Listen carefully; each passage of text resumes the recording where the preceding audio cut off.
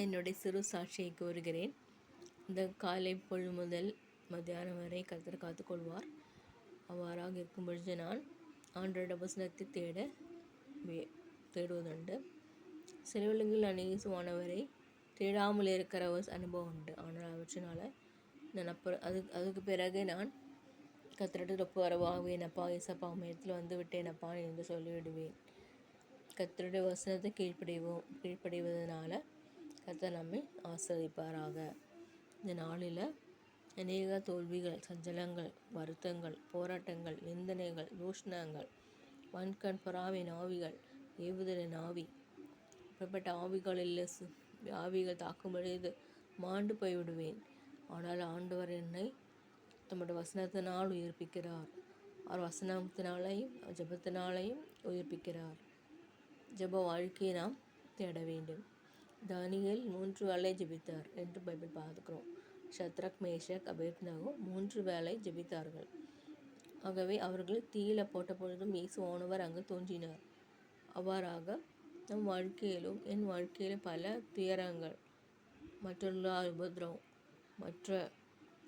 மற்ற நிறைய வருத்தங்கள், வஞ்சனைகள், போராட்டங்கள், இப்படிப்பட்ட நிலைமையில இயேசுவானவரை தேடினேன். இயேசுவானவர் என்னுடைய எல்லா கிளச்சஸ் ஆஃப் டெவில் ஆண்டவர் விடுவித்து விட்டார். எல்லா கிளச்சஸ் ஆஃப் டெவில் டிசீசஸ் ஆண்டவர் விடுவிக்கிறார். நான் என்ன செய்ய வேண்டும், எப்படி போக வேண்டும், ஆண்டவர் தான் நடத்துகிறார். இயேசுவானவர் நடத்துகிறார். எனக்காக ஜெபிக்கிற அநேக பேர் உண்டு. அவர்களுக்கெல்லாம் நான் கர்த்தராகிய ஆண்டவரே அவர்களுக்கு நான் ஜெபிப்பேன். அவர்களுக்காகவும் நான் ஜெபிப்பேன். இந்த நாளில் கூட கர்த்தர் என்னை ஆசீர்வதிக்கும்படியாக ஜெபித்துள்ளேன். கிளச்சஸ் ஆஃப் டெவில், டெவிலுடைய இந்த கிளச்சஸ் இருக்கிறது கர்த்தர் விடுவித்துள்ளார்.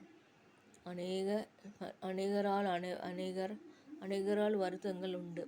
ஆனால் அவற்றை ஆண்டவர் தான் மாற்றுகிறார். அவர் எளிமையாக நடத்துகிறார். குப்பையிலிருந்து உயர்த்தினார். இந்த குப்பையிலிருந்து என்னை ஆண்டவர் தூக்கி எடுத்து கன்மலையின் மேல் நிறுத்தியுள்ளார். கர்த்தருடைய கருத்தில் உசிதமான பாத்திரமாக வாழ என்னை ஒப்பு கொடுக்க நான் விழைகிறேன். கர்த்தர் ஆசீர்வதிக்கிறாராக. எங்கள் அம்மா இருக்காங்க, ரொம்ப நல்லவங்க, அவர்களால் வாழ்கிறேன்.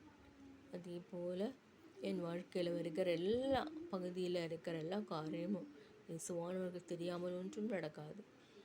நம்முடைய தலையில் இருக்கிற ஒரு முடி கீழே விழுந்தால் கர்த்தராகி ஆண்டவருக்கு தெரியும் ஏன் அது விழுது. கர்த்தராகி ஆண்டவருக்கு தெரியும் என்னுடைய மகளுக்கு இந்த பிரச்சனை, இந்த போராட்டம் நான் விடுவிப்பேன் என்று ஆண்டவர் விடுவிக்கிறார். அவருடைய நல்ல கிருபைக்காக ஸ்தோத்திரிக்கிறேன். ஆமீன், ஆமீன், ஆமீன், ஆமீன்.